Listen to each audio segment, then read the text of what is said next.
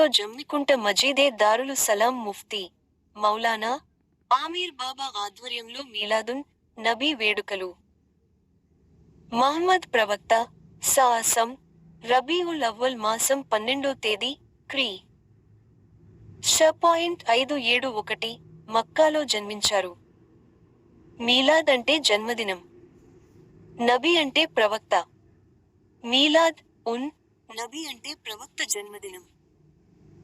ముస్లిములు సంప్రదాయబద్ధంగా మిలాదున్ నబిని వేడుకలను జమ్మికుంట పట్టణంలోని మజీదే దారుల్ సలాం శనివారం రోజున జరుపుకున్నారు.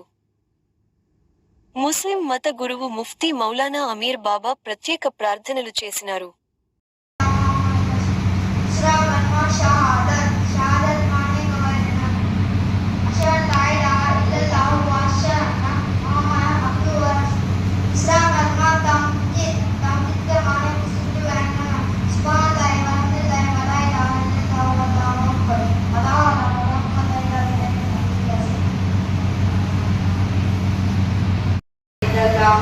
Muhammadur Rasulullah.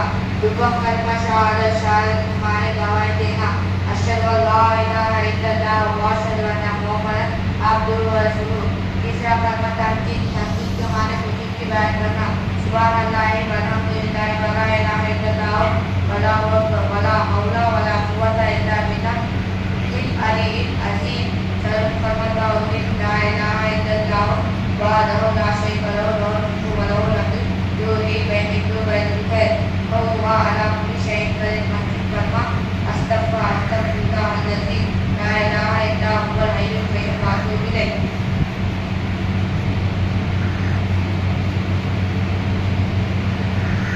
आँखों का दम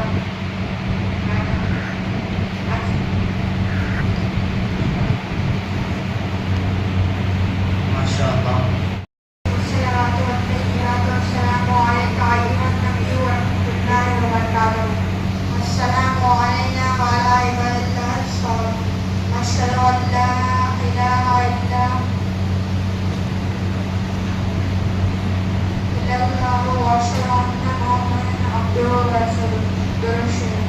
Allahumma salli ala Muhammadin wa ala ali Muhammad kama sallaita ala Ibrahim wa ala ali Ibrahim innaka Hamidum Majid. Allahumma barik ala Muhammadin wa ala ali Muhammad kama barakta ala Ibrahim wa ala ali Ibrahim innaka Hamidum Majid. Allahumma inni as'aluka khairan katsiran wa la yaghfiru dhunuba illa anta faghfir li maghfiratan min innaka antal ghafurur rahim. आज़ान के बाद की दुआ. अल्लाहुम्मा रब्बा हाज़िहि तौहीद तम्मा व सलातिल क़ाइमा आति Muhammad bill वसीलता वल फज़ीला व बाक़र व ला मुहम्मद इल्लल्लाह बात का इन्नका अला कुल्लि शैइन. दुनिया के हर आशिक की आँखों का उतारा है वो जबीलाने नक्शी है सरवर दी का प्यारा. दुनिया के हर आशिक की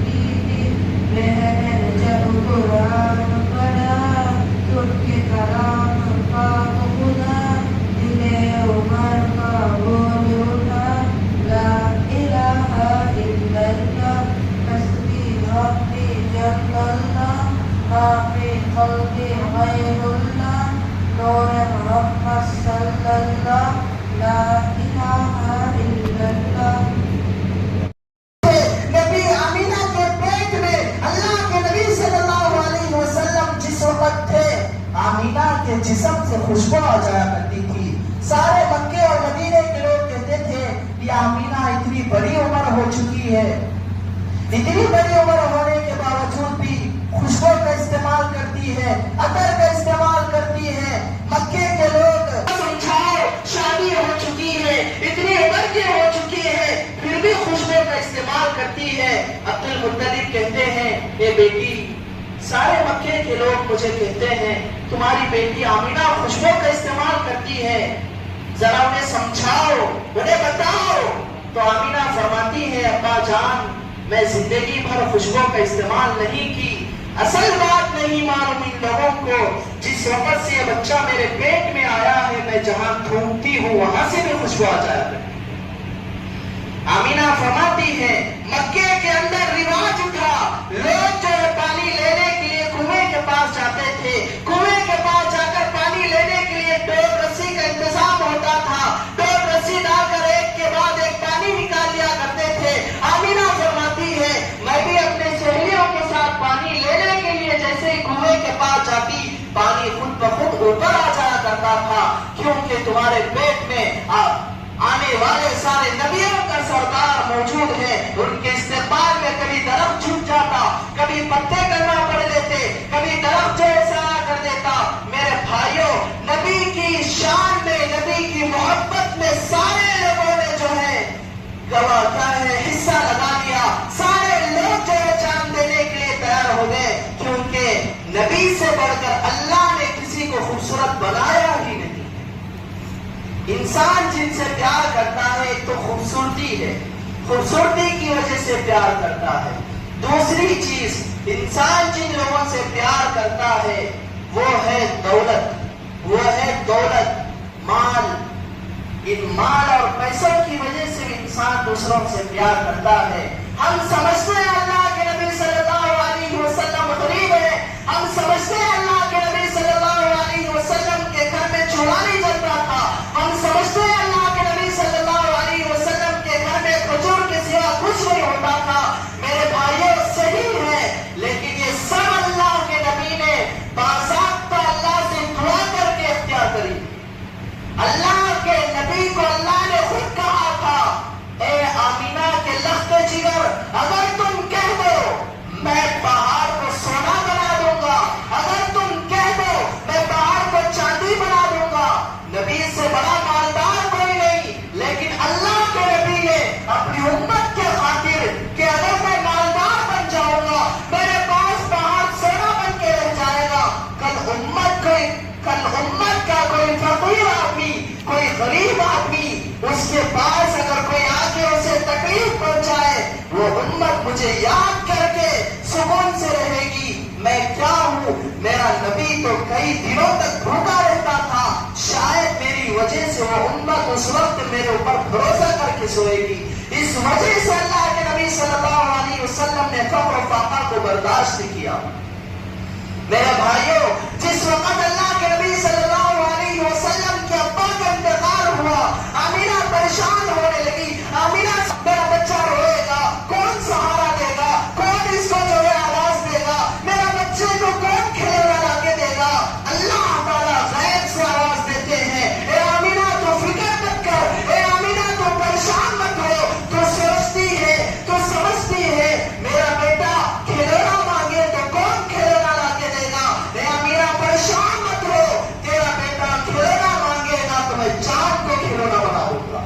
इधर अबू जहल आगे इशारा करता चले जाएगा, मैं खिलौने को टुकड़े करके पेश करता चले जाऊंगा। ए आमीना तो समझती है, मेरा बच्चा जो है किसी वक्त पिकनिक को जाना चाहे, कहीं सैर व तफरीह करना चाहे, कहीं बाजार में घूमना चाहे। ए आमीना परेशान मत हो, अगर तेरा बेटा बाहर खेलने के लिए जाना चाहे, किसी जगह पर तफरीह करने के लिए जाना चाहे, ए आमीना मैं तेरे बेटे को मेराज पे बुला लूंगा। रात ही रातों में कभी जन्नत का सैर करा दूंगा, कभी जन्नत के अंदर बागात का सैर करा दूंगा, फिर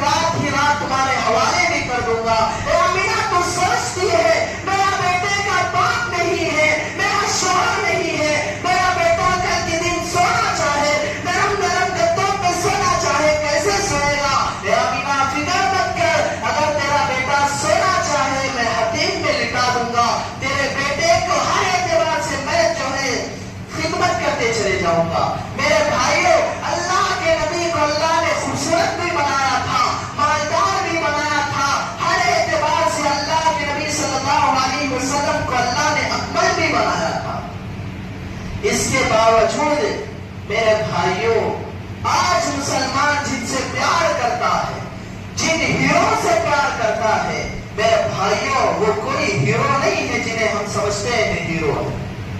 وہ ہیرو نہیں ہے، وہ زیرو ہے. وہ کیا ہے؟ وہ زیرو ہے میرے بھائیوں. جن کے پیشاب و باخرے میں بدبو آتی ہو، وہ کیسے ہیرو ہو سکتا ہے؟ اللہ کے نبی کے دھوپ میں بھی صحابہ نے، بخاری شریف کی روایت ہے، نبی ادھر سے دھوپتے صحابہ فوراً ہتھیلیوں میں لیا کرتے تھے. نبی کے دھوپ کو بھی صحابہ نے ہتھیلیوں پہ کھیلا ہے.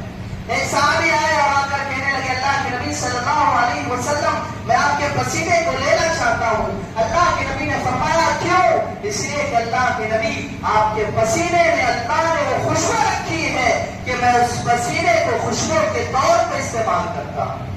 آج ہم کسی کو ڈھونڈنے جاتے ہیں تو میرے بھائیوں کیا کرتے ہیں؟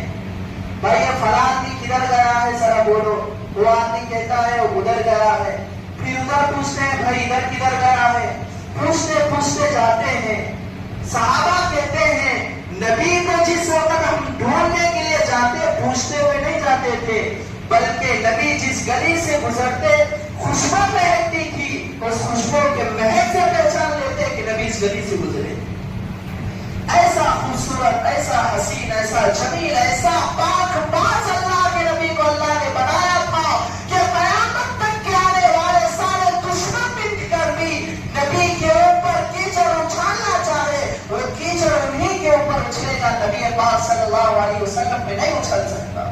میرے بھائیوں، اس زمانے کے اندر دشمنوں کا ایک ہی ٹارگیٹ ہے، نبی کی شان کے اندر گستاخی کی جائے، نبی کے شان میں برابر کہا جائے، مسلمانوں کے دلوں سے نبی کی محبت کو نکالی جائے. مسلمان کے دل میں جب تک نبی کی محبت رہے گی ہم کامیاب نہیں ہو سکتے. اسی لیے وہ کیا کرتے ہیں، ہر 3 مہینے میں، ہر 2 مہینے میں، ہر 1 مہینے میں، کبھی جمی گھنٹے میں، کبھی حیدرآباد کے اندر، کبھی جو ہے بازاروں کے اندر، کبھی پاکستان کے اندر، کبھی جو ہے طرح طرح کے گاؤں میں نبی پاک صلی اللہ علیہ وسلم کے شان میں گستاخیاں کی جاتی ہے. گستاخی کرنے کا ایک ہی مقصد ہے، مسلمانوں کے دلوں سے نبی کی عظمت کو گھٹا دے. خصوصاً میرے بھائیوں، یہاں ہم لوگ بیٹھے ہوئے ہیں، جو دشمن نبی کے شان میں انگلیاں اٹھاتے ہیں، وہ 2 چیزیں ہیں خاص طور پر. ایک ہے نبی پاک صلی اللہ علیہ وسلم کی 11 شادیاں، ایک ہے نبی پاک صلی اللہ علیہ وسلم کی سب سے لاڈلی، سب سے چہیتی حضرت عائشہ رضی اللہ عنہا سے اللہ کے نبی نے جو 6 سال کی عمر میں نکاح کیا. یہ 2 چیزوں کو ٹارگیٹ بنا کر نبی کے شان میں گستاخیاں کرتے ہیں. تمہارا نبی کو 11 شادیاں کرنے کی کیا ضرورت تھی؟ تمہارے نبی کو 6 سال کی عمر میں شادی کرنے کی کیا ضرورت تھی؟ ہمارا نوجوان کے دلوں میں آتا ہے، ارے ہو بھائی ہم 1 شادی کر کے برداشت نہیں کر سکتے، نبی 11 شادیاں کئی کو کرے ہوں گے، نبی 6 سال کی عمر میں کئی کو شادی کرے ہوں گے. بڑا آہستہ آہستہ اس کے شان میں نبی کے، اس کے دل سے نبی کے جو ہے عظمت ختم ہوتی چلی جاتی. میرے بھائیوں، ہم بھی نکاح کرتے ہیں، اللہ کے نبی صلی اللہ علیہ وسلم بھی نکاح کیے ہیں، لیکن نکاح کرنے کا مقصد الگ الگ ہوتا ہے. کبھی نکاح کرنے کا مقصد اولاد جننا ہوتا ہے، کبھی نکاح کرنے کا مقصد اولاد پیدا کرنا ہوتا ہے، کبھی نکاح کرنے کا مقصد تعلیم دینا ہوتا ہے، کبھی نکاح کرنے کا مقصد اس کو جو ہے سنوارنا ہوتا ہے. اللہ کے نبی نے دیکھا کہ ہزاروں صحابہ کے گھروں پہ میں جاتا ہوں، کوئی پتھر مارتا ہے، کوئی مجھے کیچڑ اچھالتا ہے، کوئی مجھ پہ تھوکتا ہے. میں 1000 مردوں کے پاس جا کے دین سکھاتا ہوں. عورتوں کے پاس جا کر کون دین سکھائے گا؟ عورتوں کے پاس جا کر کون اللہ رسول بتائے گا؟ عورتوں کے پاس جا کر آخر کون اللہ رسول کے مسائل بتائے گا؟ اللہ کے نبی نے سوچ لیا، اللہ کے نبی نے سمجھ لیا کہ میں مردوں کے پاس جا کے دین سکھا سکتا ہوں، عورتوں کے پاس جا کے دین سکھانے کے لیے